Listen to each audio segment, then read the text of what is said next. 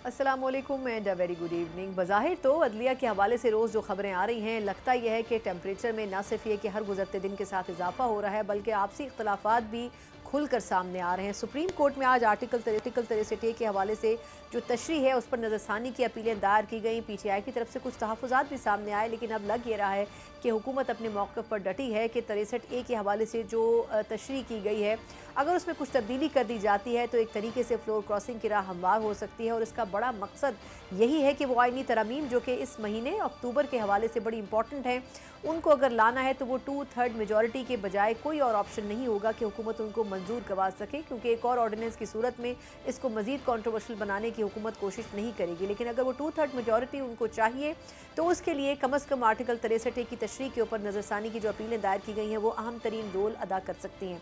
लेकिन देखना ये होगा कि ना सिर्फ ये मसला बल्कि प्रैक्टिस एंड प्रोसीजर ऑर्डिनेंस के हवाले से भी जो एक पुराना मसला खड़ा किया गया, एक मरतबा फिर उसमें नई जान डाली गई, उससे अब सुप्रीम कोर्ट में रोज़ाना की बुनियाद के ऊपर जो इख्तलाफात और लड़ाई झगड़े सामने आ रहे हैं, उससे लगता यह है कि जजेस के दरमियान आपसी जो रस्साकशी और उसके अलावा फासले हैं वो भी बढ़ते हुए नज़र आ रहे हैं। इसका फ़ायदा यकीनन कोई ना कोई तो उठा रहा है, ये आने वाले वक्त में उठाएगा, लेकिन इसका नुकसान क्या हो रहा है इसी के ऊपर बात करेंगे और इसका ज़िम्मेदार को बात करेंगे। प्रोग्राम के पहले सेगमेंट में इस पर बात करने के लिए ना सिर्फ ये कि सीनियर सियासतदान है बल्कि साबिक़ गवर्नर सिंध भी हैं, मोहम्मद ज़ुबैर साहब मेरे साथ मौजूद हैं। ज़ुबैर साहब बहुत शुक्रिया सर आपके वक्त के लिए। ज़ुबैर साहब, इससे पहले कि मैं सियासी सवाल आपसे करूँ सर, पहले मैं ये जानना चाहूँगी क्योंकि इकॉनमी आपकी एक्सपर्टीज़ भी रही हैं, सर ये फरमाइएगा कि अभी हालिया IMF के साथ जो मुआहदा अपने पाया तकमील तक पहुँचाया है, हुकूमत ने बड़ा क्रेडिट भी इसका लिया है, लेकिन आपके ख़्याल में क्या इस मुआहदे के बाद ये जो महंगाई के मसाइल हैं, जो मईशत के हवाले से डाउनफॉल पिछले एक साल में हुकूमत और आवाम को भुगतना पड़ा है, जो हालात ख़राब हुए हैं, आपके ख़्याल में ये क्या ख़त्म हो सकेंगे? एक IMF का मुआहदा ये सब चीज़ें तब्दील कर सकेगा? देखिए, उसको समझने के लिए ना कि IMF का मतलब क्या है। पाकिस्तान की जो मईशत है ना इस वक्त, वो एक उस लेवल पर नहीं है जहां हम ये कह सकें कि जी बड़ा अच्छा परफॉर्मेंस दे सकती है, आवाम के लिए मुश्किलात हल होंगे। इस वक्त जो हमारी जिस स्टेज पर थी, यानी कि IMF एग्रीमेंट से पहले पाकिस्तान की जो सबसे बड़ा चैलेंज है कि पाकिस्तान इतनी मुश्किलात में है कि बग़ैर IMF के हम डिफ़ॉल्ट कर जाएंगे। ये एक ऐसी, तो अब ऐसी सूरत हाल में ज़ाहिर है डिफ़ॉल्ट से बचने के लिए हमारा जो आप कह लें कि जी उसका जो पॉजिटिव साइड है वो डिफ़ॉल्ट से बचना है। सो हमारा इकॉनमी का और इकनॉमिक मैनेजर्स का जो अभी ऑब्जेक्टिव है वो सिर्फ एक है, और ये चंद सालों से चल रहा है कि जी किसी ना किसी तरह से डिफ़ॉल्ट ना करें। ये उसी तरह से है जैसे एक शख्स हॉस्पिटल में हो और surviving for his life and death, और आप उसको बचा लें, इसके बावजूद कि वो चल फिर नहीं सकेगा, बात नहीं कर सकेगा, कुछ नहीं कर सकता, तो आप उसको सेलिब्रेट तो नहीं करेंगे ना। So there is nothing to celebrate, क्योंकि अफसोसनाक बात यह है कि ये 25वां IMF प्रोग्राम है जो कि पाकिस्तान दुनिया में किसी भी मुल्क के हवाले से एक रिकॉर्ड है। सो 25वां IMF प्रोग्राम, अब अगर आप इसको कंपेयर करें से इंडिया के साथ, इंडिया एक दफ़ा गया था और वो भी 1991 में, उसको भी 30 साल से ज़्यादा हो चुके हैं। क्योंकि आपका IMF प्रोग्राम का मतलब ये तो नहीं होता, ये तो आपने उधार पर या कर्ज़ों पर रहने का अगर फ़ैसला कर लिया है कि IMF लोन मिला है, अगर आप फाइनेंस मिनिस्टर या प्राइम मिनिस्टर की, ख़ास तौर पर फाइनेंस मिनिस्टर की स्टेटमेंट्स पढ़ेंगे या सुनेंगी, तो वो ऐसे लगता है कि जी हमें अब IMF मिल गया, इसके बाद वर्ल्ड बैंक भी तैयार हो जाएगा, इसके बाद दोस्त ममालिक भी पैसे देने के लिए तैयार हो जाएंगे, इसके बाद हम बॉन्ड्स भी रेज़ कर सकेंगे। बॉन्ड्स रेज़ करने का मतलब है और कर्जा।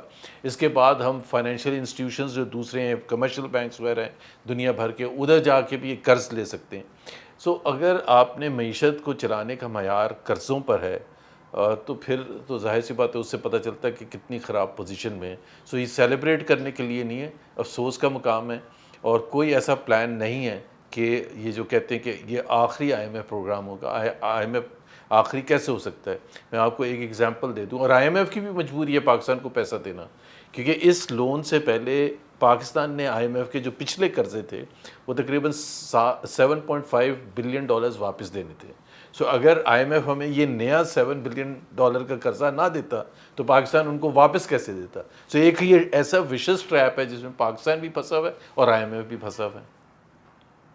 और कड़ी शराइत जो आपने बात की थी उसकी मैं वजाहत कर दूं।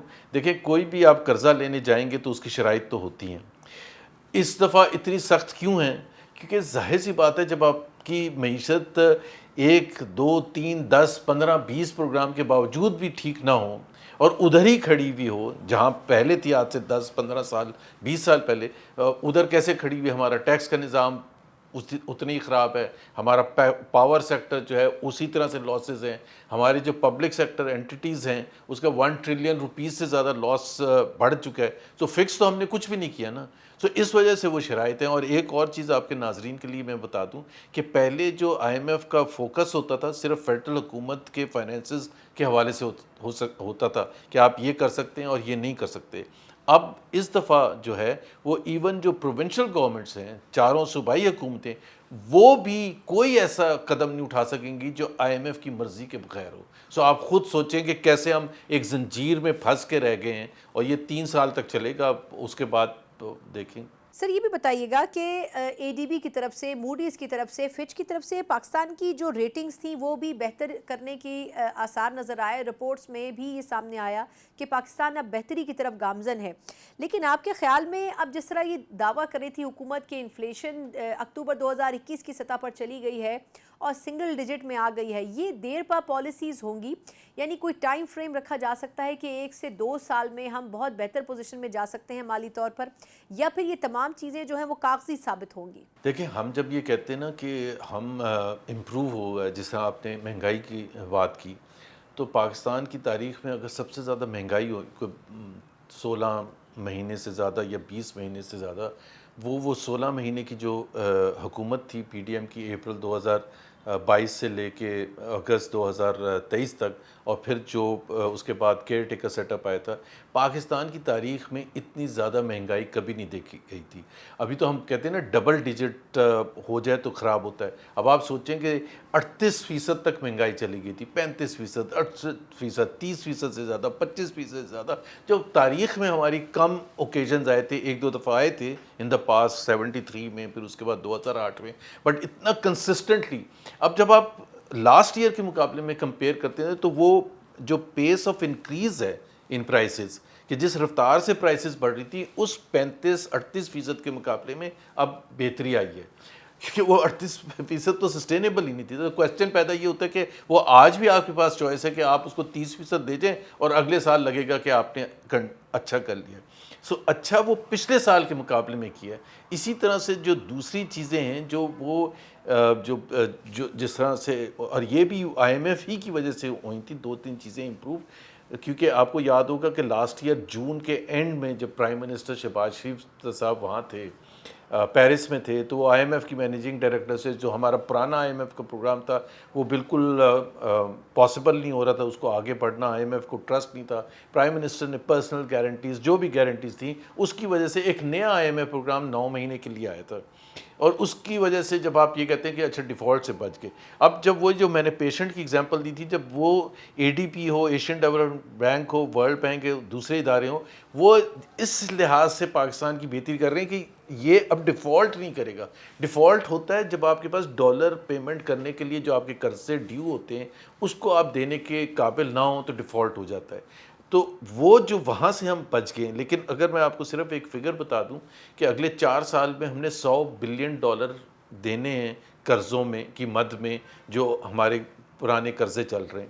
تو $100 بلین پاکستان تو نہیں پروڈیوس کرے گا، تو اس کے لیے آپ اور قرضے لینے جائیں گے. سو میں وہی کہہ رہا ہوں، یہ کتنا وشس ٹریپ ہے کہ جس میں ہم قرضے پے کرنے کے لیے قرضے لینے پڑتے ہیں. سر اب تھوڑا سا سیاسی پہلو کے حوالے سے بتائیے گا کہ اکتوبر میں یہ کہا جا رہا ہے کہ جو آئینی ترمیم لانے کی حکومت کوشش کر رہی ہے، بظاہر جب ستمبر میں بھی کی گئی تو نمبر گیم میں حکومت پیچھے رہ گئی. کہا گیا کہ بھرپور تیاری نہیں تھی، بغیر کسی گراؤنڈ ورک کے حکومت یہ ترمیم لانا چاہ رہی تھی. آپ کے خیال میں اب کیا واقعی حکومت یہ نمبر پورے کر لے گی؟ کس طریقے سے کرے گی؟ اور دوسرا، کیا ضرورت کیا پیش آ رہی ہے اس حکومت کو اس ترمیم کے لانے کے لیے؟ پہلی بات تو یہ ہے کہ وہ جو جس دن 15 سپتمبر کو لانے کی کوشش کی تھی، اب آپ خود اس سے اندازہ کہ وہ سیریسنس اتنی تھی کہ وہ ویکنڈ کو اجلاس بلایا تھا. وہ اتوار کا دن تھا. تو اتوار کا دن تھا اور اس دن وہ دو ہی چیزیں ہم اخذ کر سکتے ہیں دور سے بیٹھ کے، میں اور آپ۔ ایک تو یہ ہے کہ ہم نے پھر پورے دن دیکھا اتوار کو 11:30 بجے پارلیمنٹ کا سیشن ہونا تھا، اس سے پہلے 9:30 بجے کابینہ کا سیشن ہونا تھا، کیونکہ کابینہ منظور کرتی ہے تو آپ امینڈمنٹ لے کے آتے ہیں۔ 9:30 بجے صبح کو یا دو ہی چیزیں اخذ کر سکتے ہیں کہ یا تو ان کے پاس ظاہر تیاری نہیں تھی اور نمبرز پورے نہیں تھے، اور دوسرا یہ ہو سکتا ہے کہ یہ سمجھتے تھے کہ نمبرز پورے ہیں، اور ایون ایم این ایز اور سینیٹرز کو بھی نہ پتہ چلے کہ آپ امینڈمنٹ کیا لے کے آ رہے ہیں، وہ کتنی فار ریچنگ ہے، اس سے پاکستان کی جو ڈیموکریٹک پروسیس ہے وہ کس طرح سے ڈیریل ہوگا۔ تو وہ بجائے کہ اس کی ڈیٹیلز آئیں، اور اگر ہر ایم این اے کے پاس آئیں گی تو پھر مجھے بھی پتہ چلے گا، آپ کو بھی پتہ چلے گا، اور پبلک کو بھی پتہ چلے گا، اور ایک ریاکشن آنا شروع ہوگا، تو جلدی سے کرتے ہیں۔ ایک تو یا تو یہ ہو سکتا ہے، اور میرا جو میں جس نتیجے پہ پہنچا دونوں چیزیں تھیں۔ ایک تو یہ چھپانا چاہتے تھے کہ کیا کیا ہے، اور ایم این ایز کو بلا کے اس دن ربر سٹیمپ، جس طرح آپ کہتے ہیں نا کہ پارلیمنٹ کو ایز اے ربر سٹیمپ آپ یوز کرتے ہیں، ایم این ایز وغیرہ کی کوئی رائے اس میں شامل نہیں ہے، یہ ایک تو وہ بھی تھا، اور دوسرا تیاری بھی نہیں تھی، وہ جو مس مینجمنٹ تھی کہ جی اب پیپلز پارٹی کہتی ہے کہ جی ان کے پاس الگ ڈرافٹ تھا، جے یو آئی ایف والے کہتے ہیں ان کے پاس الگ ڈرافٹ تھا۔ دوسرا آپ کا جو کویسچن ہے کہ جی اس کے امینڈمنٹس جو میرا جو اپنا موقف ہے کہ آئی تھنک یہ پاکستان کی ڈیموکریٹک پروسیس کو جتنا نقصان یہ امینڈمنٹس پہنچائیں گی، پاکستان کی ڈیموکریسی کو کبھی اتنا بڑا نقصان نہیں ہوا تھا۔ اور اس میں جو فنڈامنٹل چیز ہے جو سمجھنے کی ہے، وہ ڈیٹیلز تو ہیں، لیکن ایک بنیادی چیز جو آئین کی ہوتی ہے اور ہمارے آئین کی ہے کہ جو ہمارے ادارے ہیں جیسے جوڈیشری ہے، وہ انڈیپینڈنٹ ہونا چاہیے، انڈیپینڈنٹ آف دی ایگزیکٹو، تاکہ وہ بالکل انڈیپینڈنٹلی بغیر کسی دباؤ میں، ایگزیکٹو کے دباؤ میں، بغیر ایگزیکٹو کے دباؤ میں فیصلے کر سکیں، اور پھر جا کے وہ صحیح فیصلے کریں۔ لیکن اس ترمیم کے حوالے سے یہ بھی بتائیے گا کہ چاہے یہ آئینی ترمیم ہو یا پریکٹس اینڈ پروسیجر آرڈیننس ہو، ان تمام چیزوں سے یا اقدامات سے لگ رہا ہے کہ حکومت نے عدلیہ کے اندر ایک ریزسٹنس کی فضا پیدا کر دی ہے، ججز کے مابین بھی، اداروں کے مابین بھی۔ آپ کے خیال میں اس کا فائدہ ایونچولی حکومت کو پہنچے گا، اداروں کو پہنچے گا؟ کیونکہ بظاہر عدلیہ کو تو اس کا نقصان پہنچ رہا ہے۔ جی، جو رولنگ ایلیٹ ہے نا، جو اس وقت جو حکومت وقت ہے، بیک بائی دی اسٹیبلشمنٹ، ظاہر سی بات ہے کوئی بھی حکومت ہو، میں اس حکومت کو نہیں، اس پولیٹیکل پارٹیز کو نہیں بلیم کرتا، یہ اسٹیبلشمنٹ کو اس طرح سے، سب چاہتے ہیں کہ جی ہماری مرضی کے فیصلے آئیں، سب چاہتے ہیں، یو ایس میں بھی ہوتا ہوگا، انگلینڈ میں بھی ہوتا ہوگا، انڈیا میں بھی ہوتا ہوگا، لیکن آپ کی مجبوری ہوتی ہے کہ وہ انڈیپینڈنٹ ہے، وہ اپنا فیصلہ کر رہی ہیں۔ جو آپ کا جو اہم بات تھی کہ جی جوڈیشری جس طرح سے لڑ رہی ہے، یہ تو میرا خیال ہے میں اور آپ بھی کہیں گے کہ یہ جو خط و کتابت آپ کی ہوتی ہے، آپ نے ہر ادارے میں آپس میں ڈفرینٹ آف اوپینین ہوتا ہے، لیکن وہ میرے ادارے میں بھی ہے، آپ کے ادارے میں بھی ہے، لیکن وہ پبلک تو کوئی بھی نہیں کرتا نا۔ جا کے کسی بھی کیریئر میں آپ یہ بتا دیں کہ آپ چیف ایگزیکٹو بنیں گے لیکن پاور نہیں ہوگی، تو وہ تو لڑے گا نا، وہ تو ریئیکٹ کرے گا، بالکل، تو بالکل ایسے ہی حال ہے۔ بہت بہت شکریہ محمد زبیر صاحب، سابق گورنر سندھ اور سینئر سیاستدان ہمارے ساتھ موجود تھے۔ یقیناً اس حکومت کی طرف سے جو بھی ایفرٹس کیے جا رہے ہیں اس کا بنیادی مقصد تو اپنا فائدہ ہے، اپنی جو ٹینیور ہے، اپنی جو مدت ہے اس کو انشور کرنا ہے، لیکن اس کے نقصانات بھی یقیناً پیدا ہوں گے، اور اس کے نقصانات کی ابتدا بھی اب ہو چکی ہے۔ ایک مختصر وقفہ، اور اس حوالے سے سب سے زیادہ مزاحمت کا جو علم بردار نظر آتی ہے وہ پاکستان تحریک انصاف جیسی جماعت نظر آتی ہے، جو کہ ان تمام ایشوز کے اوپر بڑی ووکل ہے، کورٹس کے اندر بھی ان کا موقف جانیں گے ایک مختصر وقفے کے بعد۔ بریک کے بعد ایک بار پھر آپ کو خوش آمدید کہتے ہیں۔ ایک مرتبہ پھر حکومت کی طرف سے جو ماحول بنایا جا رہا ہے فلور کراسنگ کی، نہ صرف یہ کہ راہ ہموار کی جا رہی ہے، بلکہ بظاہر یہ لگ رہا ہے کہ جو آئینی ترمیم حکومت لانا چاہتی ہے اور جو دعوے وہ کر رہی ہے کہ ہمیں جے یو آئی ایف اے یا پاکستان تحریک انصاف جیسی جماعتوں کی بھی ضرورت نہیں ہے، لیکن نمبرز پورے ہیں۔ اب حیرت کی بات یہ ہے کہ حکومت کے پاس نمبرز پورے کیسے ہیں، اور 2/3 میجورٹی کے لیے وہ نمبرز پورے کیسے کرے گی؟ اس کے لیے یقیناً آرٹیکل 63A سب سے زیادہ اہم کردار ادا کرے گا، اور اسی کی تشریح کے لیے اور تشریح کے اوپر غور کے لیے دوبارہ اپیل لے کر نہ صرف پاکستان پیپلز پارٹی اور نون لیگ سپریم کورٹ جا چکے ہیں، اس کے اوپر پی ٹی آئی جیسی جماعت اعتراضات اٹھا رہی ہے، کھل کر بات بھی کر رہی ہے پچھلے 2 دن سے، لیکن اب دیکھنا یہ ہوگا کہ آیا واقعی اگر آرٹیکل 63A کے حوالے سے جو نظرثانی اپیلیں ہیں اس کے اوپر سماعت ہوتی ہے और वो कुछ अचीव कर लेती है हुकूमत जो वो करना चाहती है, तो फिर कैसी अपोजिशन की जमातें उस आइनी तरमीम का रास्ता रोक सकेंगी? यकीनन ये एक बहुत बड़ा इम्तिहान होगा खुद अपोजिशन की जमातों के लिए, और इसी के ऊपर बात करेंगे। बात करने के लिए पाकिस्तान आपके सीनियर रहनुमा भी हैं और मेंबर कोर कमेटी भी हैं, अबूज़र सलमान नियाज़ी साहब प्रोग्राम में शामिल करते हैं। सलमान नियाज़ी साहब, पहले तो सर आपका बहुत शुक्रिया वक्त देने के लिए। सर ये फरमाइएगा कि पिछले 2 दिन से सुप्रीम कोर्ट में पीटीआई की रिप्रेजेंटेशन कर रहे हैं अली ज़फ़र साहब, और इस आर्टिकल के ऊपर डिबेट भी हो रही है, फिर बेंच की तश्कील के ऊपर भी एतराज़ उठाया गया उनकी तरफ से। लेकिन बज़ाहिर आपको क्या लग रहा है सर कि जो हुकूमत की बड़ी 2 जमातें हैं, नून लीग और पीपल्स पार्टी, वो इसकी दोबारा तशरीह क्यों चाहती हैं? और दूसरी बात ये कि जो इसकी पहले तशरीह की गई थी, अगर उसका थोड़ा सा आप बैकग्राउंड अगर बता सकें तो हमें समझने में भी आसानी होगी कि असल मौक़िफ़ क्या है हुकूमत का, या ख्वाहिश क्या है जिसके लिए उन्होंने सुप्रीम कोर्ट का दोबारा रुख किया है। देखिए, पहले हम आर्टिकल 63A को समझ लेते हैं। 63A जो है, ये बेसिकली लाया गया था आइन के अंदर कि जो डिफेक्शंस होती है, लोटाक्रेसी होती है, एक पार्टी से वोट खरीदे जा सकते हैं या किसी को प्रेशर में डाल के उसकी लॉयल्टीज चेंज की जाती हैं, तो उसको प्रोटेक्ट किया जाए। तो जो अमेंडमेंट थी उसका मकसद ये था कि अगर कोई शख्स जो है वो पार्टी पॉलिसी के या डायरेक्शन के खिलाफ, पार्लियामेंट्री पार्टी के खिलाफ जाएगा, तो उसके पीनल कॉन्सिक्वेंसेज होंगे। तो ये शिक की जब इंटरप्रिटेशन आती है सुप्रीम कोर्ट के पास, 5 मेंबर बेंच के पास, तो 3-2 से सुप्रीम कोर्ट डिसाइड करती है।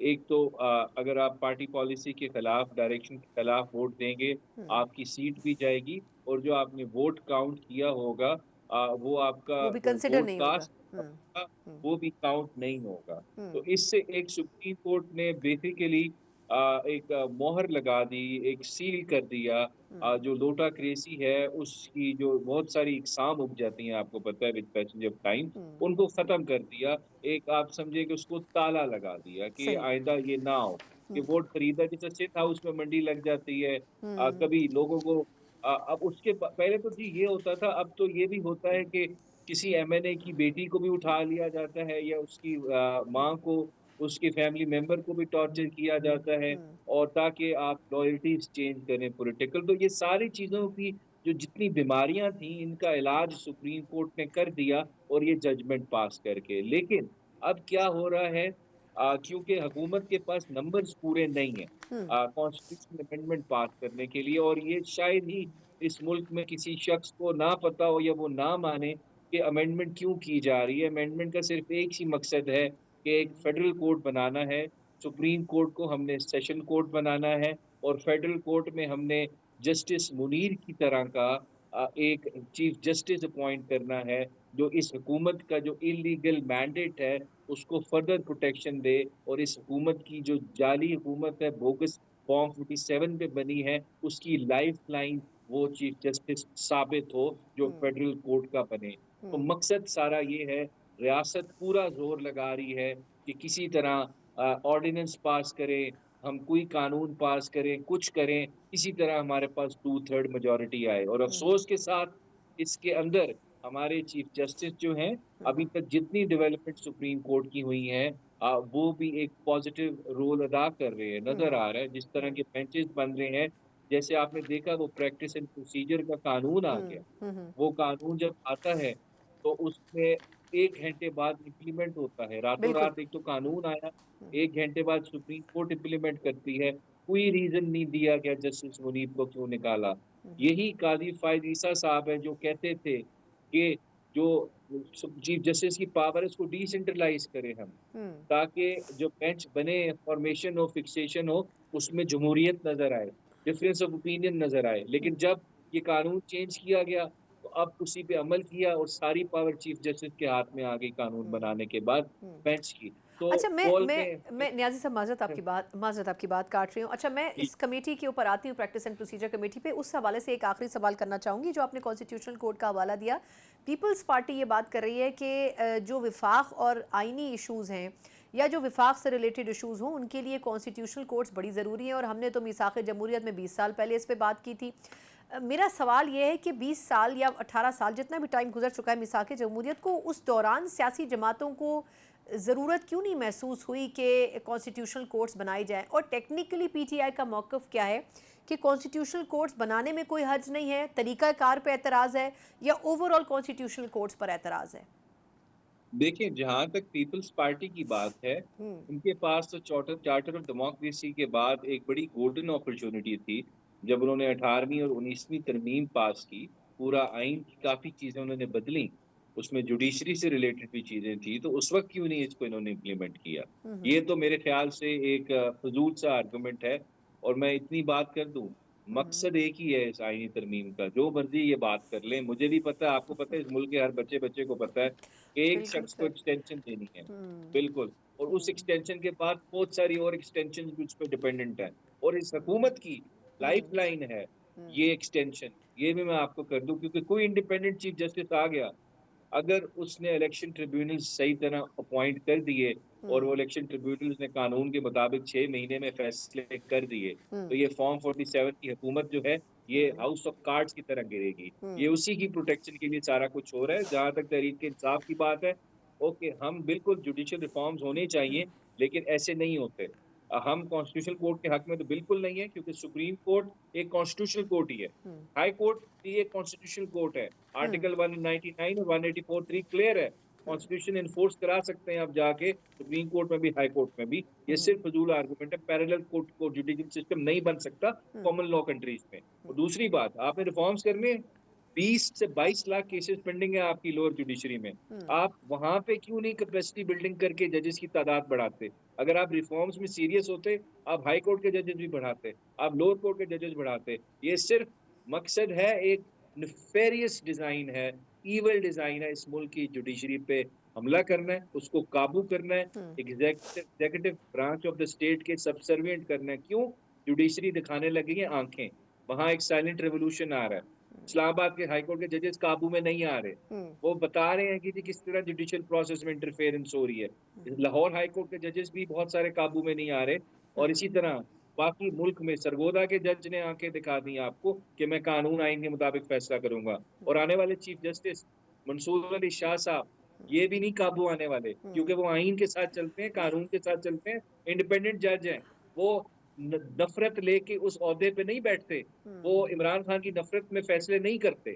اس وجہ سے آپ کو قبول نہیں ہے. آپ کو قبول ہیں وہ ججز جو پی ٹی آئی کو قابو کر لیں، کسی طرح آپ کی مدد کریں. نہیں تو سر، یہی لیکن سارا مقصد ہے. کیا منصور علی شاہ صاحب آپ کو لگ رہا ہے کہ ممکنہ چیف جسٹس بن سکیں گے؟ یہ بھی تو ایک بڑا سوال ہے نا، کہ کیا واقعی ان کو بنایا جائے گا یا وہ بنیں گے؟ کیونکہ اکارڈنگ ٹو سینیورٹی جو طریقہ کار ہے وہ بھی اگر تبدیل ہو گیا تو پھر تو بڑا مشکل ہے کہ ان کو چیف جسٹس بنایا جائے.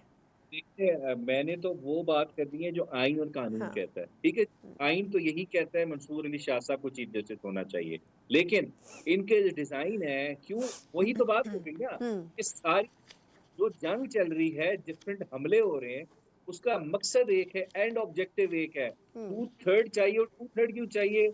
جی، ایک انڈیپینڈنٹ جج کا راستہ روکنا ہے، اپنی مرضی کے ججز انسٹال کرنے ہیں، تاکہ کمپلائنٹ اوبیڈینٹ جوڈیشری آئے. کل میں خان صاحب کے ساتھ تھا، انہوں نے بڑا اچھا لفظ بولا، آپ نے شاید سنا بھی ہو. انہوں نے کہا کہ یہاں پہ ہم جسٹس منیر کو سنتے آئے تھے، اور جسٹس منیر کی نا روح کو بڑی تسکین پہنچی ہوگی، کیونکہ اب ان کی جو نمبر ہے اس کو کوئی کراس کر چکا ہے. Now we are dealing with justice Munir pro max. بالکل. سو میرے خیال سے یہ سچویشن ہے. آئی ہوپ کہ لوگوں کو عقل آئے کہ جو جوڈیشری کے ساتھ تماشا ہو رہا ہے یہ نہ ہو. یہ میں صرف پی ٹی آئی کا رہ کے یہ بات نہیں کر رہا. As a student of law, bar کا میں حصہ ہوں، میں لائر ہوں، مجھے فکر ہو رہی ہے اس ملک کی جوڈیشری کا کیا حال یہ لوگ کرنے لگے ہیں. اگر جوڈیشری کے ساتھ یہ سلوک انہوں نے کیا، ہمیں کوئی لوگ سیریس نہیں لیں گے. باہر کے ملک جنہوں نے آربیٹریشن ہوتی ہیں باہر، آپ کو پتہ ہے انٹرنیشنل، انہوں نے ججمنٹس انفورس کرانی ہوتی ہیں. اچھا نیازی آپ کے صاحب سر، معذرت آپ کی بات کاٹ رہی ہوں، لیکن بڑا امپورٹنٹ ایشو ہے، اس کے اوپر آپ کا کامنٹ چاہوں گی کیونکہ سیگمنٹ کا وقت ختم ہوگا. ایک تو مجھے یہ بتائیے گا کہ مخصوص نشستوں کے اوپر جو مسئلہ ہے وہ بھی ختم ہوتا ہوا نظر نہیں آ رہا ہے. بڑا کلیئر ڈیسیجن سپریم کورٹ کا آ چکا ہے 8-5 کا، اور اس کی وضاحت کے بعد تفصیلی فیصلہ بھی آ گیا، لیکن بظاہر تو انٹینشن نظر نہیں آ رہی ہے، الیکشن کمیشن بھی چلا گیا اس کے خلاف۔ دوسرا، الیکشن کمیشن میں ٹریبیونلز کے حوالے سے بھی آج درخواست کی جب سماعت ہوئی ہیں، آپ کو بظاہر کیا لگ رہا ہے کہ الیکشن کمیشن کی مطلب ایک اندازہ تو ہے، لیکن کیا واقعی الیکشن کمیشن کو کنونس کر سکے گی پی ٹی آئی ٹریبیونلز کے حوالے سے بھی؟ اور کیا مخصوص نشستوں کے اوپر سپریم کورٹ انٹروین کر سکتی ہے مزید اگر الیکشن کمیشن نہیں مانتا فیصلہ؟ دیکھیں الیکشن کمیشن کو ہم کیا کنونس کریں، الیکشن کمیشن تو ایک کنونسڈ مائنڈ کے ساتھ بیٹھا ہوا ہے، وہ تو فیصلہ کر کے گھر سے آتے ہیں صبح ناشتہ کرتے ہوئے سکندر سلطان راجہ صاحب کہ آج پی ٹی آئی کے خلاف ہم نے یہ والا فیصلہ دینا ہے، تو ان کو تو کیا کنونس کریں، یہ سپریم کورٹ ہی کرے گی۔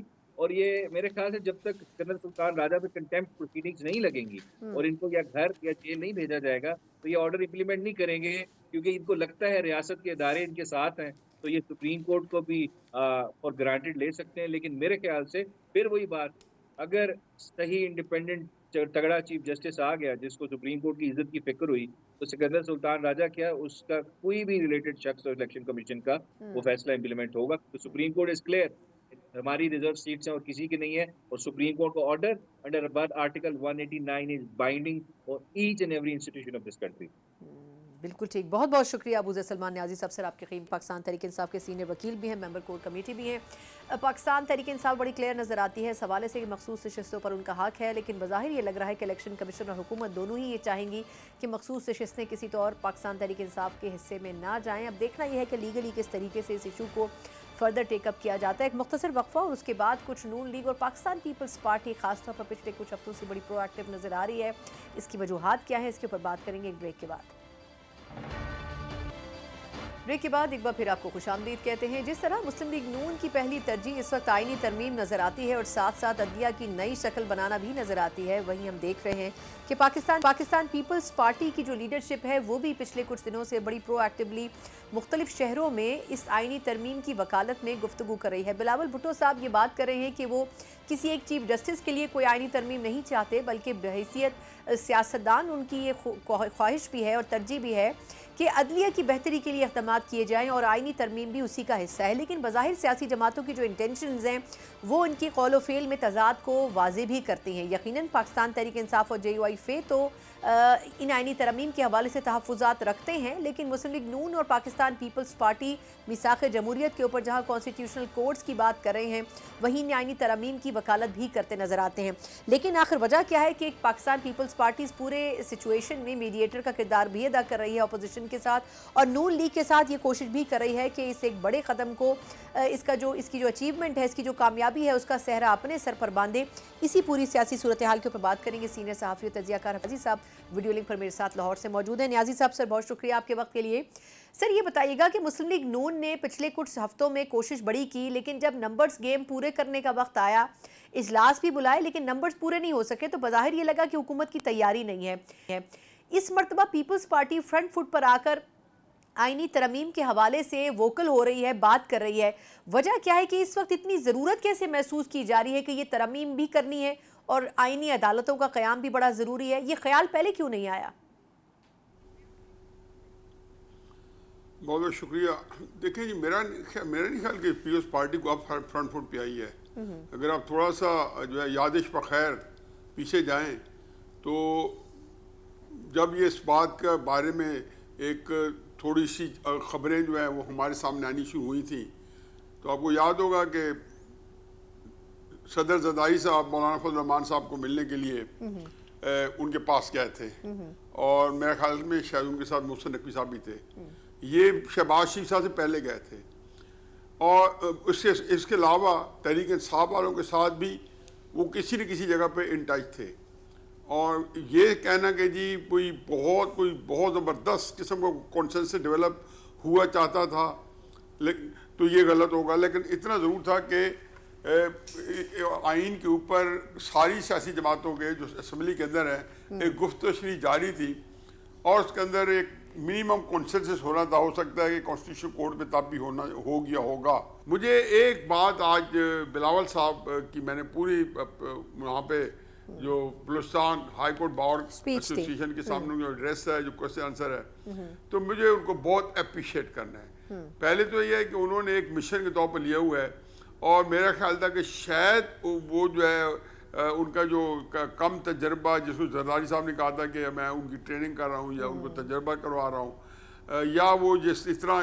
انوالو نہیں تھے، جمعہ 8 دن ہی تو ان کو ہوئے ہیں سارا اس طرح کی چیزوں میں، ایکٹیویٹی میں اپنے آپ کو سامنے پیش کرتے. 5-7 سال کی کہانی ہے. اب اس میں انہوں نے ایک بڑے مدبر کا رول ادا کر کے، جہاں پہلے وکیلوں کو شروع کراچی سے، اس کے بعد بلوچستان گئے ہیں، اب کے پی بھی شاید جائیں. ایک تو ان کا امیج جو ہے پاکستان میں دوبارہ ایک کوئی نیشنل لیول کا لیڈر جو ہے اس کا ابھر ہے. دوسری بات یہ کہ یہ ایک اس میں اب زیادہ بہتر طریقے سے ترمیم آئے گی. ظاہر ہے حکومت کی خواہش تو نہیں تھی، لیکن ہمیشہ ہوتا ہی ہے کہ انہوں نے 20-22 کلازز پڑھ رکھی ہوئی تھی جو اس میں ترامیم کرنی تھی. اب وہ تو نہیں ہو سکے گا. 2 ترامیم جو کہ حکومت کو بھی سوٹ کرتی ہیں، فوری نوعیت کی بھی ہیں جو حکومت کو چاہیے، اور وہ ہے کانسٹیٹیوشنل کورٹ اور ان کے اندر ججز کی اپائنٹمنٹ. میرا خیال ہے جب یہ ہو جائے گا تو حکومت کو اس پہ اکتفا کرنا چاہیے. پھر ریسٹ جو ہے ان کے لیے مسائل اتنے شدید نہیں ہوں گے، کیونکہ اصل میں جو حکومت سے جو جو بالا جو قوتیں ہیں جن کی اس ترمیم میں بڑی جو ہے خواہش ہوگی، اور جو کسی حد تک اونائڈ ہے سپریم کورٹ کے رویے سے، یا جو ان کے مطابق فیصلے نہیں آ رہے، تو ان کی بھی کوئی آسودگی ہو جائے گی. اچھا، تو ویسے عدالتوں کا یہ حال ہے. جی پلیز بتائیں. اچھا، لیکن نیازی صاحب سر آپ نے تو بہت مطلب زبردست اس کی طرح منظر جو آپ نے بیان کیا، یہ بات تو ٹھیک ہے کہ اب حکومت کو بیک فٹ پر جانا پڑے گا اور بہت لمیٹڈ چیزوں کے ساتھ وہ آئیں گے. لیکن سر اب جس طرح وفاقی وزراء یہ کہہ رہے ہیں کہ جی ہمیں تو ضرورت نہیں ہے JUI کی بھی نمبرز ہمارے پاس پورے ہیں، اور ہم صرف ان کو اس لیے لینا چاہتے ہیں کہ ایز اے گڈ جیسچر ہم چاہتے ہیں کہ وہ شامل ہوں. سر مجھے بتائیں کہ اگر JUI بھی نہ ہو تو حکومت نمبرز کیسے پورے کرے گی؟ یہ آرٹیکل 63A کی جو پوری ایکسرسائز ہے کورٹ میں جا رہی ہیں، اسی وجہ سے جا رہے ہیں کہ PTI کے لوگوں کو یا باقی جماعتوں کے لوگوں کو فلور کراسنگ کی طریقے سے مینیپولیٹ کر کے پھر ووٹ دلوائیں ان سے. دیکھیں جی، ایک چیز ہے اس کا کوئی حل نہیں ہے. اس وقت ایک ٹرسٹ ڈیفیسٹ ہے، اور یہ ٹرسٹ ڈیفیسٹ جو ہے ایک عرصے سے قائم دائم ہے. 2018 سے جب سے ہائیبریڈ سسٹم آیا ہے وہاں پہ، اور اس سے پہلے بھی چلو کر لیں 2 سال، 2016 دسمبر میں شاید ثاقب نثار صاحب اللہ تعالیٰ نے اس مملکت پہ نازل کیا تھا. تو یہ جو حرکتیں ہوتی رہی ہیں اور عمران خان صاحب کو سوٹ کرتی رہی ہیں، اور عمران خان صاحب اس کے ساتھ گزر اوقات کرتے رہے ہیں، انہی حرکات کا اور انہی حرکات کا جناب باجوہ کیا، اسی سپریم کورٹ کے ساتھ جو کچھ ان سے حاصل حصول رہا ہے. اب ظاہر ہے کہ وہ ان کو سوٹ کرتا تھا، اور وہ ایک سسٹم چل رہا تھا، اس کے اندر اس کا ایک تسلسل رہا. لیکن کیا دوسروں میں بیتتی رہی. رانا سرولے پہ جب ڈرگس کے کیسے بنے ہوں گے، یا اور بے شمار آئین کی ترجیحات ہو رہی ہیں. جب بندیال صاحب، منیش صاحب نے یہ کہا کہ جو بندہ ووٹ دے گا وہ نااہل بھی ہو جائے گا، تو مجھے بتائیں کہ کبھی تو کسی بات کے اوپر سینیٹی نے پرویل کرنا ہی نہیں کرنا. اگر سپریم کورٹ نے انجسٹس کی ہے اور 1.5 سال اس کو نہیں لگا رہے، تو اس لیے میرا خیال ہے کہ تحریک انصاف جب بھی اس کو اٹھائے گی، اپنی ان کا جو ہائی مورل گراؤنڈ جو کسی سیاسی جماعت کے پاس نہیں ہے، نہ تحریک انصاف کے پاس ہے، نہ جو ہے آج کل کی حکومت کے پاس ہے، کیونکہ یہ باریوں کے بخار ہیں.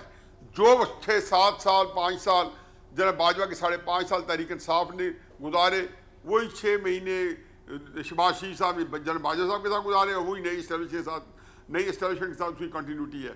اس بحث میں جائے بغیر کہ کون کتنا جو ہے اسٹیبلشمنٹ کا مہرہ رہا ہے یا اس کے لیے استعمال ہوتا رہا. اصل بات یہ ہے کہ آپ کم از کم چیزوں کو ریکٹیفائی کریں. لیکن کرائسس کیا ہے؟ آپ عدالت سے کوئی فیصلہ کروا دیں جس کے اوپر پورے پاکستان کے اندر شور و غوغا نہ بلند ہو جائے. اب وہ حساب گیا کہ جب آپ یہ پیغامہ کے اوپر کہتے تھے کہ عدالت نے غلط کیا لیکن ماننا پڑتا تھا، اب عدالت کو اوبے نہیں کرے گا. یہ آپ نے دیکھا نہیں کہ جب عمر رضا بندیال صاحب نے پنجاب کے اندر الیکشن کرانے کی ٹھانی جو خیال تھا کہ ساتھ KPK بھی ہو جائیں گے، فیصلہ دیا کہ 13 مئی کو ہم الیکشن کرائیں گے 2023 کو. عدالت بھی کھولی اور ہاتھ پہ ہاتھ رکھ کے بیٹھے رہے. تو اس دن تو میرے خیال ہے ان کو रिजाइन दे के एक बुरान पैदा करना चाहिए था अदालत के अंदर, ताकि रजिस्टर हो जाता है कि अदालत को आप इस लाइटली ना लें। नहीं, लेकिन वो रावी ने चैन लिखा, sir life was as usual. अब उसके बाद अच्छा, लेकिन न्याजी साहब सर, आप अब रावी चैन कैसे लिखेगा? प्रैक्टिस एंड प्रोसीजर कमेटी के नाम के ऊपर जो मजाक हो रहा है पिछले 2 दिनों से, एक जज कहते हैं मैं नहीं आऊँगा, दूसरे जज कहते हैं मैं नहीं आऊँगा, चीफ जस्टिस साहब कहते हैं मेरे पास और कोई हल नहीं है, अब कुछ भी ढका छुपा नहीं है, सब कुछ सबके सामने है। तो सर फिर ये क्या मजाक चल रहा है? मतलब ये क्या बेसिकली हुकूमत ने जो चीज़ शुरू की है उसकी शक्ल हमें सही मायनों में अदलिया में इख्तलाफात की सूरत में नज़र आ रही है? ये तो अदलिया इससे पहले कभी इतनी डिवाइडेड खुलकर सामने तो कभी भी नहीं आई इस तरह। बीबी मजाक कैसे है? मतलब एक एक्ट है, क्या कौन सी इलीगल बात हुई है? और सुप्रीम कोर्ट के पास अब ये सहूलत नहीं है कि वो बैठे और आईनी तरमीम को स्ट्राइक डाउन कर दे, जो इफ्तिखार चौधरी साहब के वक्त में किया था या माँ के की है, या एक्ट स्ट्राइक डाउन करते रहे हैं। यही प्रैक्टिस और प्रोसीजर एक्ट जो था, बिल जब पास हुआ था, इसको किसने स्ट्राइक डाउन किया था? इसलिए मुझे तो बड़ी तकलीफ होती है इनके हालात में तब्जा करते हुए कि एक्ट असेंबली कोई है नहीं है जी, असेंबली का सेशन नहीं है, उन्होंने प्रेसिडेंट ने नाफिज कर दिया। अब आप कह रहे हैं, आप मुनीब अख्तर साहब मुझे बताया ना किस हैसियत से वो कह रहे हैं मैं नहीं मानता एक्ट को। बिल्कुल किस नहीं, कानून की बात करते हैं? किस कानून के तहत वो एक्ट गलत हुआ है? नहीं सर, एक्ट को तो ऑब्वियसली उसको बाद में वैल्यूएट कर सकती है। नहीं एक्ट आप भी तो प्रैक्टिस प्रोसीजर बिल का जो है असेंबली ने बिल पास किया हुआ था, आपने नहीं माना, उसको स्ट्राइक डाउन करके और फिर इससे अपनी अदालतें चलाई। नहीं बिल्कुल दुरुस्त कह रहे हैं। ये दोगलेपन का अब कुछ भी है ना, वो कहते हैं अंग्रेजी में कहते हैं कि chickens are coming home to roost. अब ये अपने अमाल का शामत अमाल का जो है ना, जो है वो इनकी शामत अमाल आई हुई है। बिल्कुल इसलिए बात ठीक है, हर एक को अपने हिस्से के इस वक्त जो शीले और जज्बाती लोग मिले हुए हैं, इमरान खान के हिस्से में बहुत ज्यादा है, अनगिनत है, इंजॉय करें, फायदा होगा नहीं होगा। इमरान खान साहब की पार्टी शायद इमरान खान साहब को अल्लाह ना करे मेरे मुंह में खाक, उसको फांसी पे चढ़ाना चाहती है। उनकी हरकतें बिल्कुल उसी लाइन में जा रही हैं। उनको पता है कि वो बंदा जो है सियासी तौर पर उसके पास चिड़िया जितना दिमाग नहीं है एक बेचारे बंदे के पास, और उसके जोश और उसको जी खान साहब आप डट गए, वो डटा हुआ है बगैर बताया कि खान साहब ये आपके लिए गड़े में, हम ये सियासी फैसला नहीं है, आप गड़े में जा रहे हैं। अल्लाह ने आपको इतनी पॉपुलैरिटी दी है, आप उसके मुताबिक हिसाब बनाए ताकि उस पॉपुलैरिटी को आप कभी न कभी इस्तेमाल कर सके। नवाज शरीफ ने आगे 2007 से लेके दिसंबर 2021 तक इस मुल्क का कौन पॉपुलर लीडर था? Number 1, number 2, number 3 Nawaz Sharif था। कौन सा इमरान खान साहब 2018 के इलेक्शन के बाद भी एक ज़िमनी इलेक्शन बता दे जो जीता अपने इक़्तिदार में भी? नवाज शरीफ जीता था। किसके पास इमरान खान के बंदे जा रहे थे? नवाज शरीफ साहब के पास जा रहे थे दिसंबर 2021 में कि तहरीक इंसाफ का आगे फ्यूचर नहीं है। तो जब अल्लाह ने आपको आपके चलो धोखे से सही बंदे दिए हैं, और कोई खुदा के वास्ते इसकी तरतीब दो, इसको इस्तेमाल करो, बजाय जाके कह जी वो गंडापुर तो उनकी गेम कर रहे हैं, और ये फिर रोते रहेंगे 9 में हमने नहीं किया। मतलब हम वही काम करेंगे जिससे 9 में होगा, लेकिन हमने नहीं किया। फिर क्या आपका जब मैं कहता हूं कि आपको ट्रैप किया जा रहा है 9 में कराने के लिए, फिर रोए नहीं कि हमने नहीं किया। बिल्कुल ठीक, फिर ये जरूर मान ले कि हम ही ने किया। नहीं बिल्कुल ठीक कह रहे हैं, बिल्कुल ठीक कह रहे हैं। बहुत बहुत शुक्रिया हफीजुल्लाह नियाज़ी साहब सर आपके वक्त के लिए। पाकिस्तान तहरीक इंसाफ भी कुछ संगीन सियासी गलतियाँ कर रही है और सियासी तौर पर उसका नुकसान भी भुगतना पड़ेगा, लेकिन हुकूमत की तरफ से भी जो इक़दाम हो रहे हैं उसके ऊपर भी थोड़ा सा गौर करने की ज़रूरत है। अगर अपोजिशन को साइड लाइन करके ही मामला आगे बढ़ाने तो फिर हुकूमत की तरफ से अक़रबा परवरी का जो इल्ज़ाम है वो ज़रूर आयद होगा, क्योंकि हुकूमत अपनी इत्तेहादी जमातों को तो लेकर चल रही है, लेकिन अपोजिशन के साथ किसी भी किस्म के रवाबित बड़ी मुश्किल नज़र आ रहे हैं। इसी नोट के साथ प्रोग्राम से मुझे इजाज़त दीजिए। अल्लाह हाफ़िज़।